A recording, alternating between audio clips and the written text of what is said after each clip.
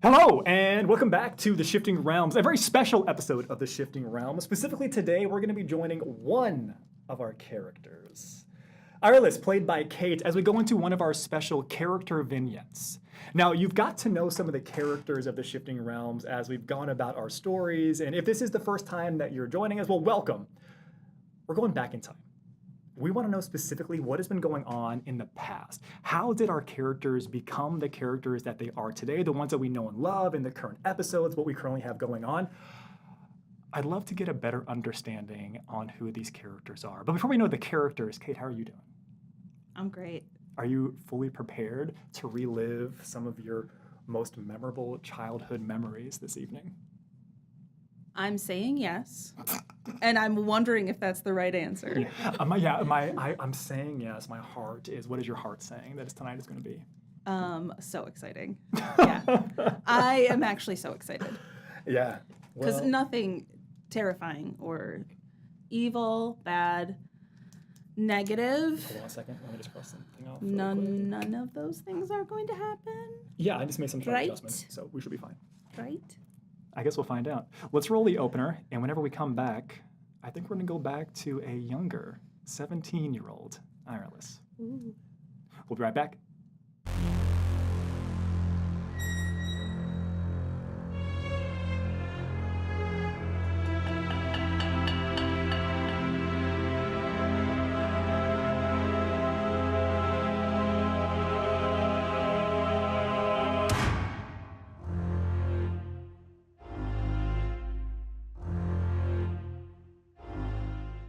Tulu, what do you think?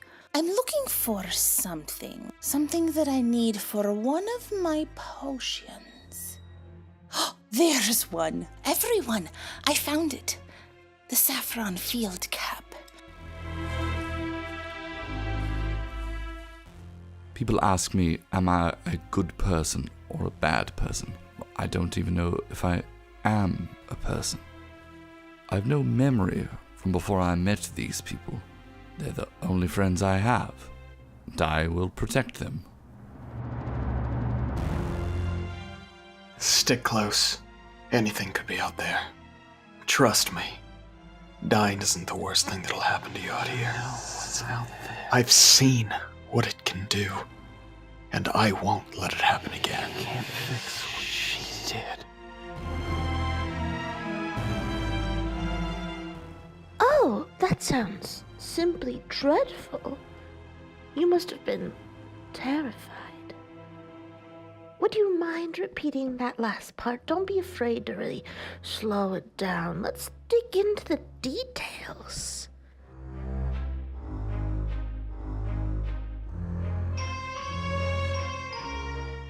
Usually, when walking into a situation, I shoot first and ask questions later. Gives me the best kind of information.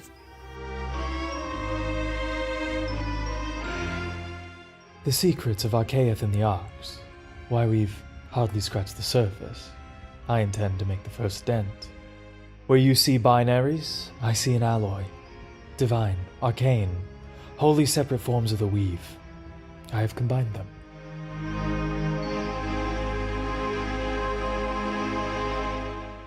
You know, it's the weirdos who want to save the world. They're usually the lunatics who endanger it.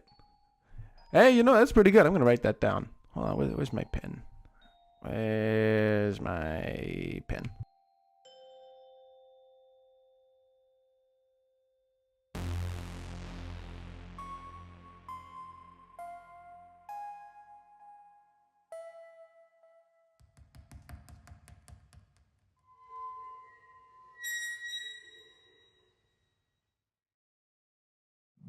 So tonight we're going to travel back to home. Or, well, home as you remember it. It's been a while since you've been there. Home is a place where you are meant to have not only the fond memories, the warmth of the heart, and what you remember to be warm, kind, the loving embrace of friends, family. But home can be a challenging place sometimes as well. A place of learning, a place of growth, a place where you have to figure out who you are. And I think there are a number of memories that Eirlys has of learning who they are, of pretending how to fit into the wider world with some of the challenges that they've had since birth. But compared to the wider world, what you've seen since arriving to Port Haven and beyond, you've realized that maybe you had a little bit of a cushion. A warm, kind, understanding community at Thistleroot. Eirlys, tell us about your home. If you can imagine from when you were a child, thinking about some sort of little like hidden gnome village in the woods when you're out, maybe with your friends or your family, and how idyllic it must be, and how everything's just so cute and charming. That's what it is. We've got homes built of logs, moss, a small group of people. We all live pretty communally, but this is not a cult. I'm pretty sure when you have to say that as a disclaimer, it might be. It is not a cult. Yeah, okay. We're a community, a hidden community. Folks don't come there, though. We have a group of huts, I guess you would call them, in the woods near a stream. This time of year, it's very verdant. There's a lot of growth obscuring our home place, but if you were to stumble on it, which you're not going to, you would see folks rushing around, helping each other, making potions, maybe using magics to make fire. And then outside of the settlement, a separate hut that is our public-facing storefront, you would say, where folks know to find us for any sort of help that they need, whether it is healing or other things that they might want done on their behalf to help them ease through life. Thistleroot settlement is not terribly far from Crystalbrook Village. However, you've illuminated us on this idea that it is not found unless you are intentionally brought there, with the exception of this specific building, this specific hut, which serves as the exterior location, the storefront, if you will. And there's so much going on behind the scenes. And I think where we will set the stage this evening is you waking up. The beams of sun coming through your cottage windows. You have a small private space, but a private space in this type of community is still shared betwixt you and your parental units. In this unique communal setting, the traditional notion of fathers and mothers kind of blurs between the individuals who we see as our true parental caretakers in units. As you are beginning to open your eyes for the first time this morning, you can already hear the chatter, the word, the noise as Rowan and Loris are already setting up breakfast. What do you smell? I smell herbs. They're fresh. And I smell other aromatics, onion, garlicky types of smells, but earthier than that. The sweet roots, like carrots. It begins to fill your nostrils as you're taking all this in. That moment where you're finally waking up, and it's almost like your senses come back in different stages. You can smell it first. You're beginning to hear the sounds as you open your eyes. And someone automatically begins to call it, and as your senses fully materialize and realize it's Rowan. Oh! Are you awake? We've made something for you. I have much news. I've been quite busy this morning already. I have so much to tell you. The migration patterns.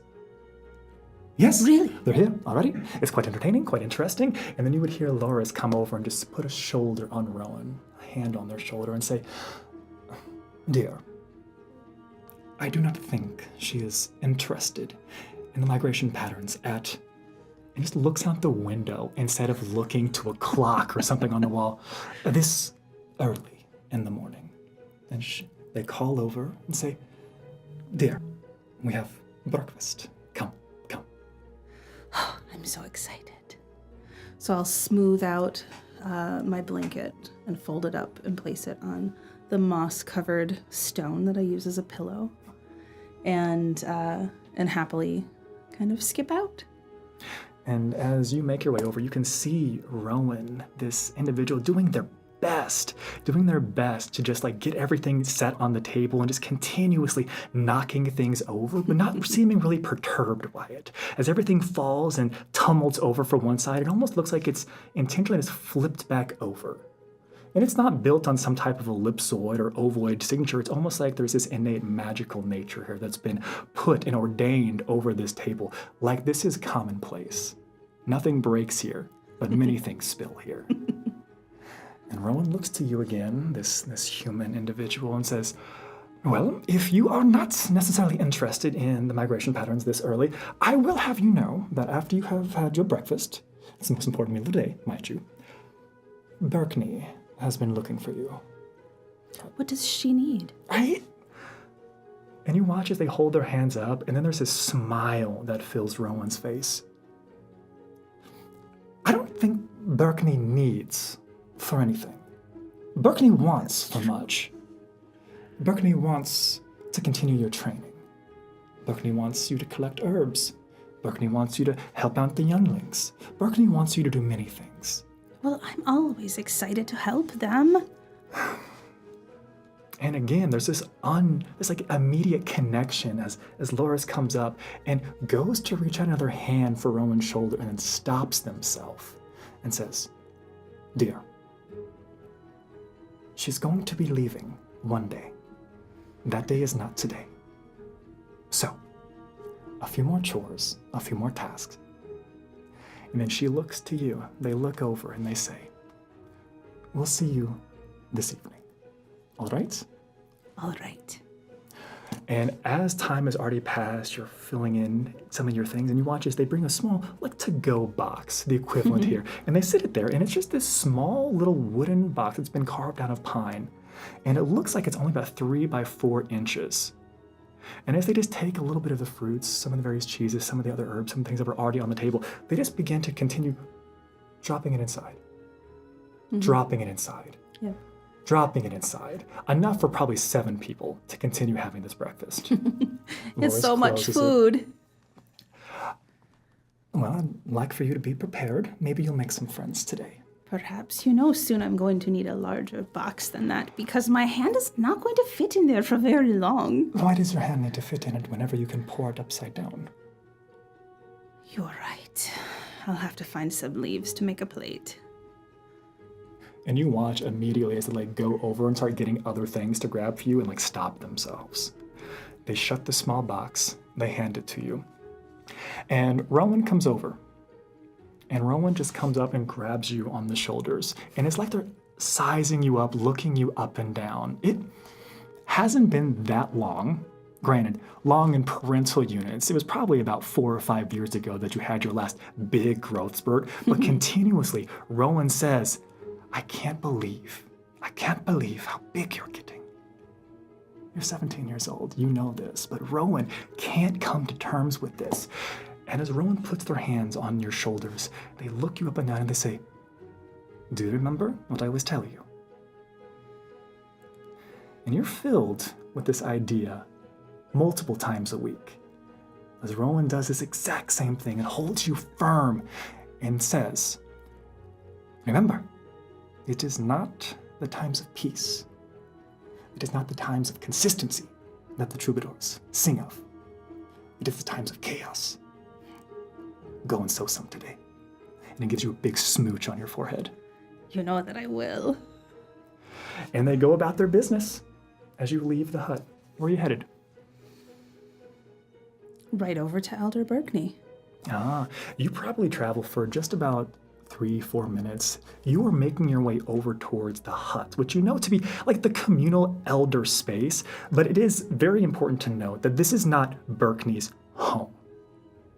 Berkney doesn't necessarily have any type of personal objects or things that they possess. This is shared amongst the space. And while they have a cot and they have an area that they would consider a domicile for, legal and tax purposes, you already see Berkney sitting on their front lawn, right? This idea here that there is a large stone, and sitting atop this stone, you see this elderly, half-orc, femme-presenting individual, and around them you see the younglings sitting all cross-legged. Some of them seem to be weaving maybe some baskets. Other individuals look to be making some type of, it looks like netting, but it's out of various thistles and pine needles, and they seem to be doing it quite expertly. And Berkney doesn't look up. As you step into this threshold, you immediately feel warm. This is Frostholm. The area surrounding this is cold, even in the most verdant of climates, right? But not now. As you step across this, you feel this embrace. And it's something that you've come to equate Berkney's persona. This is what they exude, this natural aura or of connection, of bringing people together, of warmth, of hospitality, of family. And Berkney holds up one of their hands. All right, that will be enough. That'll be enough. And you watch it, they shrug. For this morning, today, I don't know. If I see you again and we have more questions, maybe we will talk then. And points to one specific child over towards the left and says, you, bring it to me. And the child kind of steps up and shuffle steps forward in the way that only a young child can, and head down, just holds up their arms. And you see that they have one of those woven nets made out of thistles and various pine needles. And Berkney says, This is very fine. Let's see if it works. And takes it and just throws it up in the air. And as it travels probably about 10, 15, 20 feet away, you would watch as it opens up. And it actually cast a net down. And it looks like a jellyfish floating on the waters for the briefest of moments as it hovers there for a second. And then as it begins to spin and it comes down, you watch as it creates a little 10 by 10 grass hut. And it's funny because the other children they know what's happening. They know what to expect. And as it falls, they begin to look up and see how many children they can fit inside as they all hunch together. And there's probably a solid 8, 9 of them that all get under there. One of them's a little bit too close and it begins to come down on them, but you watch as it just naturally rips and tears where the kid is. And then as it kind of goes over, creates a flap where that child was. And Berkney calls out and says, "Oh, that's very impressive. Very good. All right, get out of here." And the kid just immediately the raucous of we finished our lesson and we were supposed to be here for 3 more hours and now we're free because Eirlys walked up. I would clap. Berkney pantomime mocks you almost. Yes, they're very good. Very good. How are you? I'm very good this morning. Well, it's very early still. I'm looking forward to looking for things in the woods. Do you need something today? Who said that? Rowan. What did he say exactly? That you need some of this and some of that and looking after the kids and also No, I sent the kids away, so. Well, that's true. Did he tell you what I was looking for? No. Troublesome. Well, I guess you'll know when you find it. All right. And she looks at you and she says,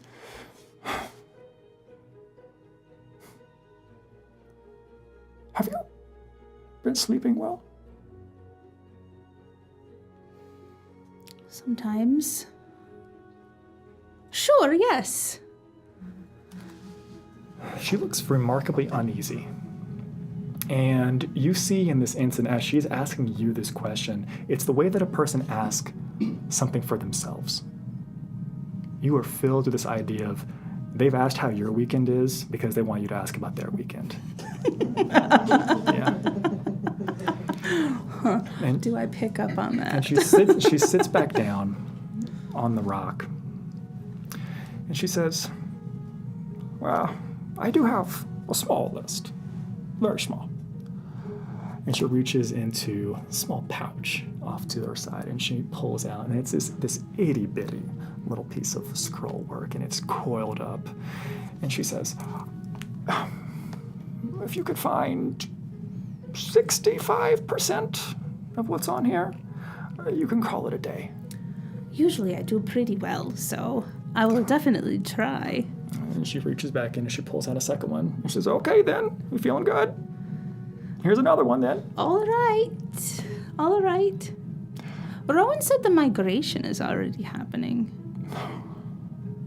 And she goes over into the communal hut, and she comes back out, and she has this small journal, and she just like hands the journal to you, and she says, open it. It's marked, it's bookmarked.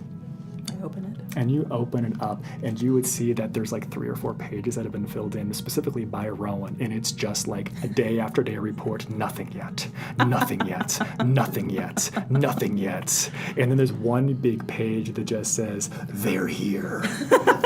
And she's like, I'm well aware. He told me. They were so excited to tell me this morning, like right when I woke up. Gosh. They told me before I woke up. I think maybe that's... Oh. You see. So how are you sleeping then? And there's a sinking. If they could somehow sink deeper and further into this rock, they would. Poorly, my dear. Poorly. Are the things that you want me to find today to help with that? And Burkney takes one finger and kind of does this swoop in the air and holds it up in front. And she looks at the tip of her finger. She looks at you. And then this quick movement, she brings that finger and just boops you right in the forehead. She says, you won't find anything for me today. I want you to find something for you. And she stands up and she brushes herself off. And she says, 65%, or don't come back. It's a passing grade. Well, okay, make it 70 then. All right. And she gives you a little basket, and she's got some other things just like laying around here. You're more than welcome to grab whatever it is. You've done this time and time before. There's nothing that you need from her to make this happen, but it's almost this just familial, like, take mine type of energy. As you head off into the woods. So I check before I head off. I check to make sure I have everything that I want with me. Yeah. Which is mostly a couple of baskets. Sure. My breakfast box. And my own weaving project. Because Elder Burkney has taught me that we weave a little bit of everything that we find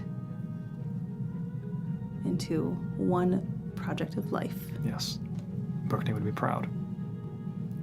Now, as far as your memory serves, you remember, this task is respectfully beneath you. This is something that they would typically be sending the younglings out to do, because it is them learning how to identify the poisonous plants, the edible plants, the medicinal plants. This is something that you would have been tasked with from a very, very young age. You haven't been sent out on an herb gathering mission in several years. So this goes off without a hitch. If you would like, we can see how well you did in your past. If you'd like to make me some type of, maybe a lore roll that you have, some type of scavenging roll, what would you like to give us tonight? Yeah, let's do a lore. Plants, flora, and fauna. Beautiful. 23. I love it. I love it. How about that for a first roll of the campaign? I will say this. The list isn't a problem. You, with that roll, you have an option to essentially find everything that's on the list, if you so wish, or to intentionally leave things off the list just to show that it wasn't so easy for you, right? You can find everything. One thing that you do find of unique note is a plant that goes by 2 names. You find a plant that goes by the Eirlys name and also goes by the name of kingsfoil. Okay. It is specifically an elven root plant. It is used in high medicines. And what that essentially means is while there are a number of medicinal plants that are able to cure minor ailments that you typically work on for Crystalbrook Village, the Eirlys plant is able to deal with what we would know to be mechanically higher level spell effects. Things that can help in removing curses, things that can remove high level conditions, various effects. This also has the capability of removing some of the minor to moderate effects of someone who's been afflicted by the Scourge. It is rare for these parts. And I would not have encountered that on my gathering list. It would, if you have a journal or a booklet, a sticker booklet that you've been keeping track of for all the rare plants, this would be one that you have not filled out yet. All right. Gotta catch them all. You have to catch them all. You add it to your plant Pokedex. Your legally distinct plant Pokedex. So I think that what happens is, I'm going through and I'm collecting the things that are easy, and I didn't read the whole list before starting. There wasn't a reason to.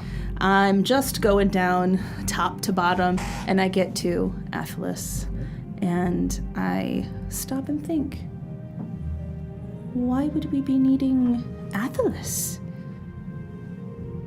And it makes me curious, and I start to daydream about all of the things that I can think of that would cause us to need this.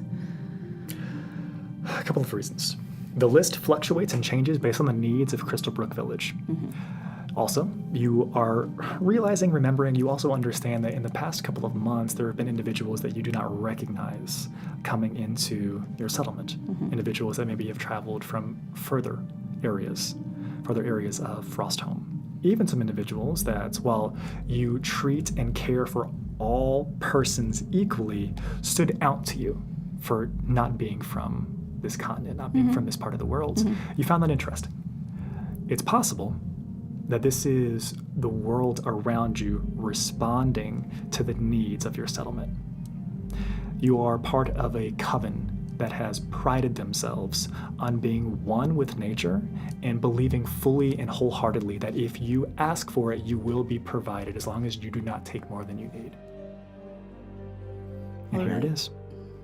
So I kind of sit down on a mossy rock and I start to kind of fuss with my horns. They're getting so long and the back is getting pointy. Wonder if my horns have anything to do with a Scourge. No one's ever been able to tell me. There's an unfortunate, immediate twist as you begin to daydream onto why could we need this? Where is this coming from? How has this come into being? Realizing this is probably some manifestation of your wants and your needs of a settlement as you kind of run your fingers over the horns as they tail to the back and kind of still lost in this dream, you accidentally prick yourself. Almost like the very end has somehow gone slightly more pointy than it has been recently. Those curved and more nub-like endings seem to be forming into actual points. And something snaps you out of this, and you realize the wind is picking up here. And somehow your senses must have been dulled from just the thought process, the daydreaming that was going on. And you know, because we are good Midwesterners, and you can smell the rain coming. You can feel it on the winds. And as you look up, you can see that the trees above you are whipping. You are clear on a couple of things as you look at this. You are about to watch the skies, the heavens above you, open up into a torrential downpour. As it begins to drop and flood into this, you are finding yourself with almost zero visibility as you are having to shield and cover your eyes, as it feels almost like ice shards, daggers coming in, as it may fall from the sky as droplets, but the ambient temperature here still, for some reason, seems to have dropped, as this sleet-like substance is just carving away at your face. And you see that there are branches of the trees that are cracking. They're falling down, the leaves themselves whipping, causing this cacophony, this beautiful ensemble of natural growth, which has always been so in tune with you and your settlement, to cause you to lose your way. It is a first since you were a wee young one. What would you like to do? I will take a moment Moment to think. about where I'm from and the way that we embrace all of the weather and all of the world around us, and close my eyes and try to smell the smells around me to see if I sense any sort of smoke or mushrooms that I know are growing this time of year, that are fruiting this time of year, and I know which direction they would be in. Beautiful. I'm going to go ahead and make a roll for you. All right. You pause for a second. It's impossible for you to have your eyes open as you're going through this thought process. You attempt to get next to one of the trees, risking the benefits, essentially, of having a little bit of protection and hoping that one of the larger branches doesn't fall on you. And as you hold on to this and you steel yourself and you attempt to take in the natural surroundings, you begin to move. And you carve a path. And it's not so much that you are feeling or smelling where you are going. You are walking as if your feet are being pulled. You are being led towards something. And in your heart of hearts, you know that you're being led home. A number of times, maybe you haven't been lost in the woods, but you understand you are so focused on what's to the left, what's to the right, before you realize that you're just back at the settlement. And you would think that is what is happening this time, once again. And you realize as you look up and you shield your eyes from the impending storm that is buffeting around you, and you see that you are not back at the settlement. You find yourself outside the exterior of a cave. You've somehow gone the complete opposite direction. You find yourself standing at the base of one of the offshoots, the smaller sections of the crystalline peaks. You look inside and you can see that there is an ember inside. Maybe about 50 yards in. It looks like it goes quite a ways. You see that it is shelter. It is warmth. You see that it is away from the elements. I will also keenly make you aware, you've never seen this cave before. What would you like to do? Hello? You hear, hello, hello, hello, hello, as your own voice echoes. Who is here? Who is here? Who is here? Who is here? As it echoes deeper and further in. In this exact moment, you can hear that there is a cracking. And this idea of like this snowstorm turned sleet storm turned rainstorm, torrential downpour, as there is a crack of thunder and this thunder snow, if you will, coming down all around. And you watch as some of the trees that form this lining around this area are beginning to be so buffeted, large branches cracking, falling Step off. in the cave. You cross the threshold and you feel the same warmth, you feel the same embrace that you felt earlier today as you stepped across into Berkney's home area. It feels immediately calm. Okay. I am going to touch the middle piece of wood on my necklace. I have a necklace with, it's just really basic. Leather cord, 3 pieces of wood, 3 different types of wood. I'm going to touch the center one. And my 3 closest friends know that I am prone to nightmares. And we have an arrangement that one of them comes each night after I've gone to sleep and makes a new little notch in the wood. So I feel my necklace, and I feel for the familiarity of it. You find it. If there is some new texture to it that I don't remember from the day before. There is nothing out of the ordinary as you look and find yourself kind of like fingering over this. There is nothing that gives you the impression that you are in a dream that you were somehow caught in some type of other manifestation of the mind. Okay. That puts me at ease.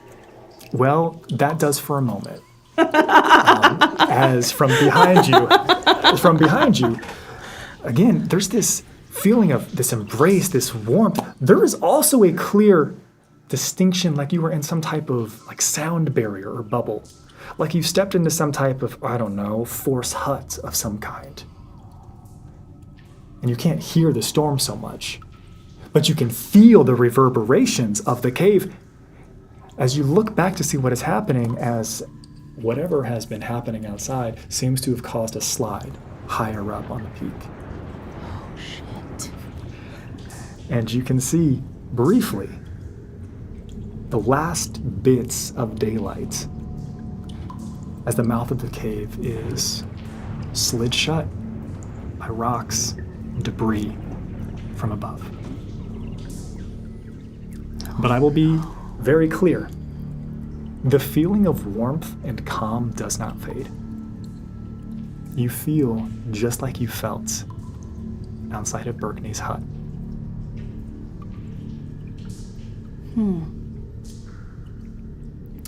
I'll walk over to the rock slide. Yeah. And just kind of poke at it. Yeah, it feels like rocks. I'll poke harder at it and try to put my hand through Yeah. to see if it's deep. There's some areas which there's no way that this isn't true. There are some sections that are more like mud and general mountain viscera, we can call, that you can like stick your hand into, right? But there are also large sections, right, of smaller boulders and larger rocks that are preventing you from essentially breaking your hand out to the other side. This is something that would require time, effort, digging, tools, help. And I'm kind of hungry, actually. Well, you've got a lot of food. So I'm going to have a seat and eat some food. You open up this small little box and begin to pull out some of the food, setting quite a nice little area in front of you, patting out nice, maybe a little to the left, a little to the right. And it still smells fresh. It still smells like breakfast this morning. And you can tell it's filling this area. And as the scent, as the aroma wafts further into the cave, you take your first bite. It's delicious. So good. I love when Rowan cooks breakfast. And have you, as Eirlys, heard the sound of a dire bear up close before?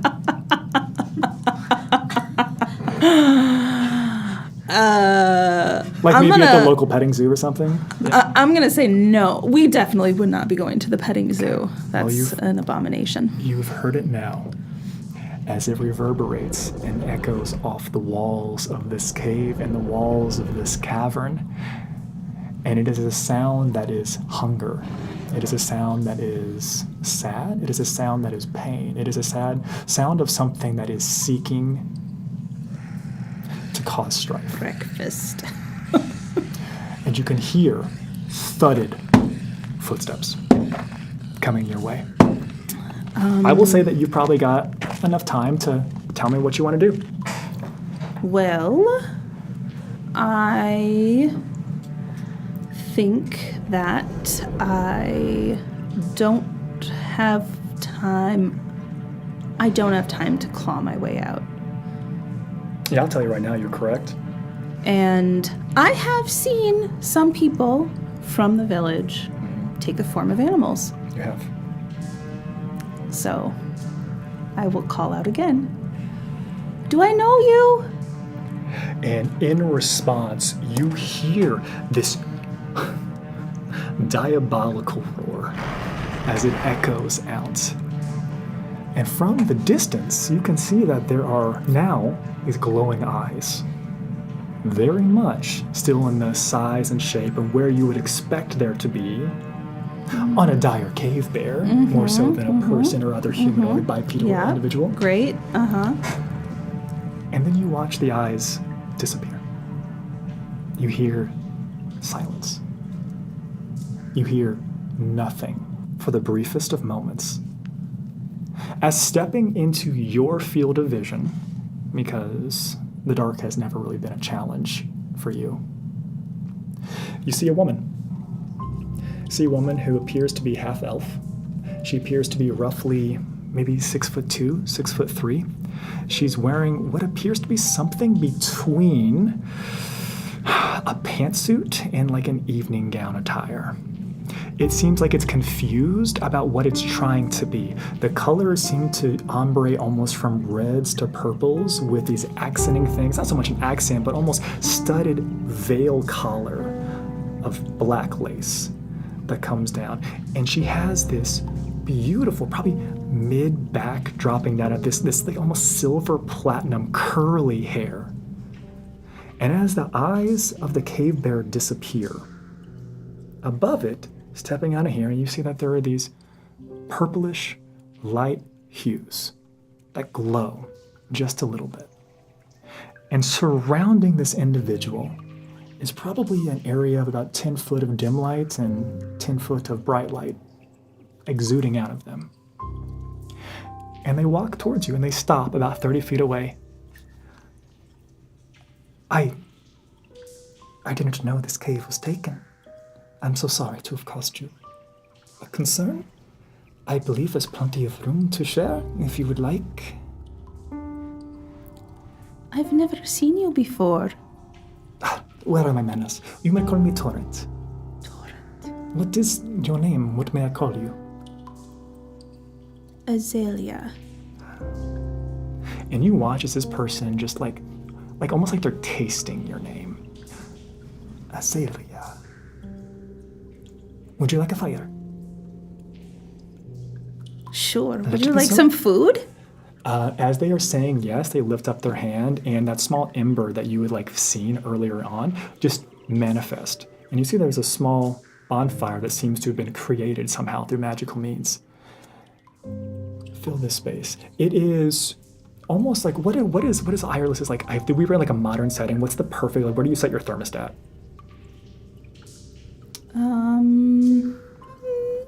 Hard question, I know. 68. Yeah, get at us in the comments. And it feels roughly 68 degrees in here. Mm-hmm. And comes down and sits. Oh, I see that you have brought your own food. That is wonderful. I have some things to share as well, if you don't mind. And kind of just takes out a little cloth from out of nowhere seemingly and puts it down in front. And it looks almost to be an exact replica of what you had for breakfast this morning. I don't know if this is what you like. I don't know if this is something that you're familiar with, but this is comfortable from my home. Where is your home? And you watch as they stop, and it looks like they've realized that they've misspoke. How did you find yourself in this cave? There was a storm outside, and I didn't want the branches to fall on me. Would you believe me if I told you that this was the exact same reason that I found myself here as well? Well, if you were nearby the cave, then I would believe that. It makes a lot of sense then, doesn't it? What are we to do? I feel like we are stuck here.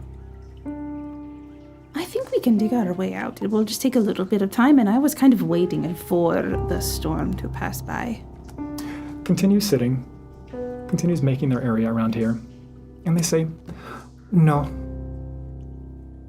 Just no. No to which thing? No, I will not be digging onto fear. I have found that if you wait, things work out for the best. Have you experienced otherwise? I'm typically not a waiter. Oh. You know, some of the best things in this life require patience for you to wait and to experience. But you have to do something while you're waiting. And you can always make a little bit of progress on something. I will sometimes weave when I'm sitting somewhere, but also if I need to do something like get out of a place and I can move rocks with my hands, why wouldn't I do that by myself? You make a very good point. It is a choice that you have to make.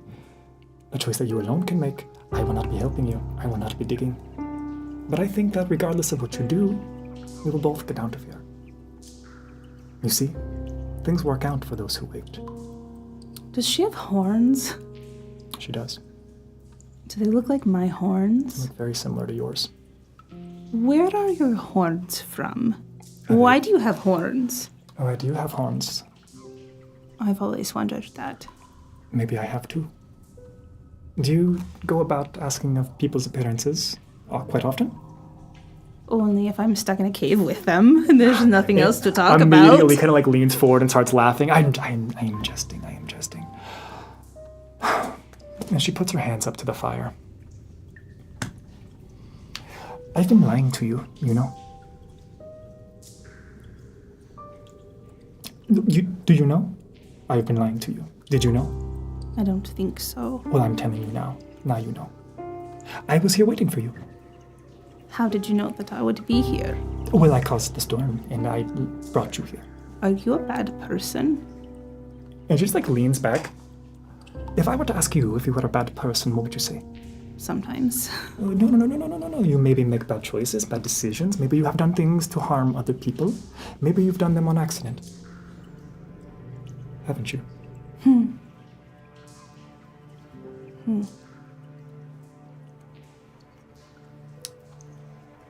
don't want to answer that. Oh, you don't have to answer. I already know.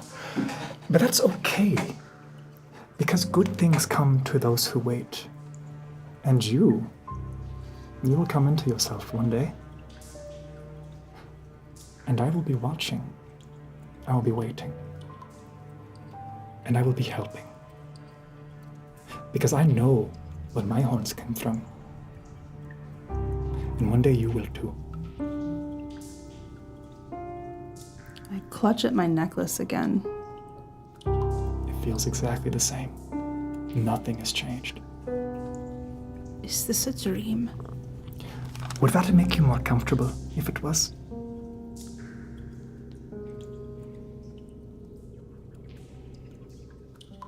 I don't want to answer that. You don't have to. And she puts her hands up to the fire. And she brings them together. And she says, I look forward to the next time that we meet. You may not understand what those horns mean, but to me, they mean hope. Eirlys, it has been a pleasure meeting you, as you think to yourself, having never told them your name. I'll see you again.